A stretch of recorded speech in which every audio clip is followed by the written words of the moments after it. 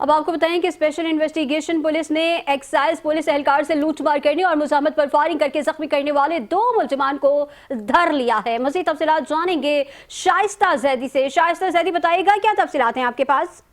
जी बिल्कुल, special investigation unit ने कार्रवाई करते हुए 2 मुलजमान को गिरफ्तार कर लिया है। 2 हफ्ते कब मुलजमान ने क्लिफ्टन रोड पुलिस एहलकार को लूटमार का निशाना बनाया था।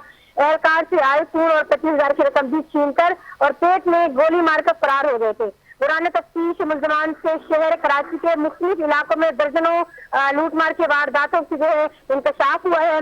मुलजमान जैक्सन, बोर्ड वेस्टर्न, क्लिफ्टन, सहेल और रक्षा के मुख्तलिफ इलाकों में वारदातें किया करते थे। इसके अलावा जो गाड़ी में फैमिलीज आती थी उनके साथ भी लूट मार करते थे। मुलजमान ने पुलिस एहलकार के पेट में गोली मार के फरार हुए तो साथ ही 25,000 की रकम और आईफोन भी लेकर फरार हो गए।